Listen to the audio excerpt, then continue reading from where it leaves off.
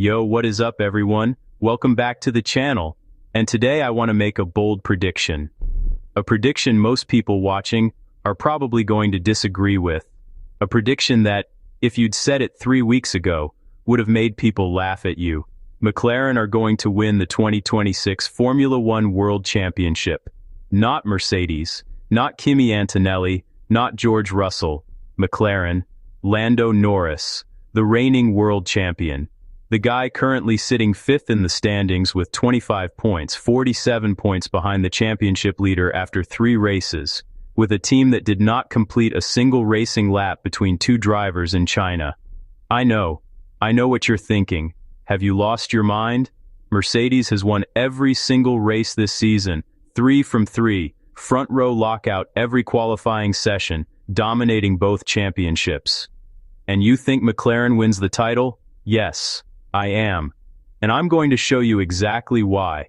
With data, with facts, and with patterns, most people covering Formula One right now are completely ignoring.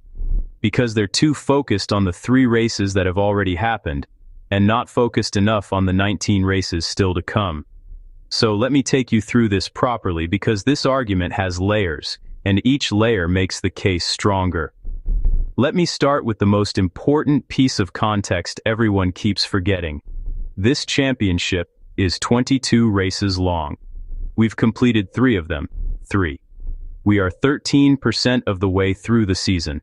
If a football team wins its first 3 games, everyone's excited, but nobody hands them the title in March. If a cricket team wins the first session of a test match, they haven't won the test. 3 races in Formula One is not a sample size. It is barely an introduction. McLaren won the Constructors' Championship in both 2024 and 2025. Back-to-back titles. They are the defending champions, the reigning champions, 2 consecutive seasons of dominance. Does that team, those engineers, that organization, that infrastructure, just stop being good because of a bad 3-race start? Of course not. The people who built 2 titles in a row don't suddenly forget how to build fast racing cars. Now let me talk about 2024. This is the data point that should terrify Mercedes and everyone else. In 2024, McLaren brought the best mid-season development package on the grid, an upgrade that turned Norris from a title contender into genuinely the fastest driver on the circuit and helped deliver the constructor's crown. They did it once, they know how to do it, and they are doing it again right now. Here's the crucial thing about that 2024 pattern. McLaren started behind Red Bull. Not close behind, a long way behind. Verstappen was winning everything. And then Miami 2024 happened. McLaren brought a massive upgrade. Within a few races, they were the fastest car on the grid. Not just competitive, fastest. And they never looked back. McLaren chose Miami for their first major 2026 upgrade, just like 2024. This is not a coincidence. Sky Sports called it deliberate strategy. They know what Miami did in 2024, they know what a game-changing upgrade here looks like, and they've timed 2026 to peak at the same moment. Now, the car they're bringing. This isn't just big. Andrea Stella used the words completely new car. In their intent, a completely new car, especially from an aerodynamic upgrades point of view for the North American races. Racing News 365, a completely new car, from the team with the best development rate in Formula One over the last 3 seasons, on a circuit they've won 2 years in a row. No team on the grid will have put the 5-week break between Japan and Miami to better use than McLaren. Sky Sports. This is a deliberate assault. Time to land now in Miami, with a car they're calling completely new. That is not my opinion. That is the assessment of people who have tracked McLaren's development trajectory for years. 5 weeks of uninterrupted factory time, no race weekends, no freight moves, no back-to-backs. Just engineers in Woking doing what they do best, developing racing cars. And here's the part that really gets me excited. Think about what they learned in the first 3 races. Australia, power unit calibration issues, setup struggles, hard miles, and data. China. Both cars hit electrical failures, they found the cause, they fixed it, more data. Japan. Piastri qualifies third, leads, finishes second, nearly beats Mercedes with what Stella called their weakest car of the season. 3 races in, and McLaren looks like it's rapidly filling the 2026 knowledge gaps. Enough to see off Ferrari in Japan after just 2 weeks absorbing Australia-China data. Sky Sports, 2 weeks.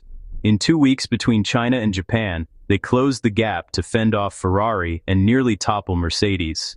Now imagine what 5 uninterrupted weeks in the factory just did.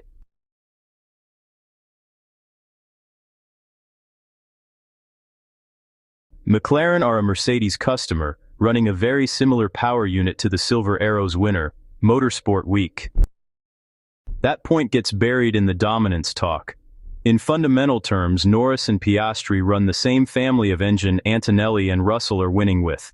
The early gap wasn't horsepower, it was how McLaren deployed and managed that unit. And that knowledge gap narrows every race. Norris said, "We've made significant progress with power unit deployment, heading the right way." Racing News 365.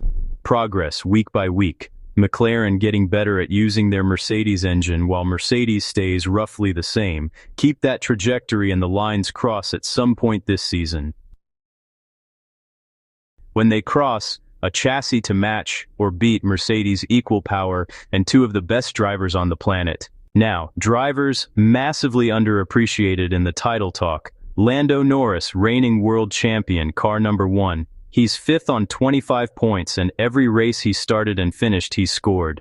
China DNF was mechanical, Australia recovery, Japan P5 from the back half. That's Norris in a bad car, imagine the new one. And Oscar Piastri, 7 wins last year, P2 at Suzuka on his first 2026 start. He's on 21 points with limited running. Project that form and he's in the fight.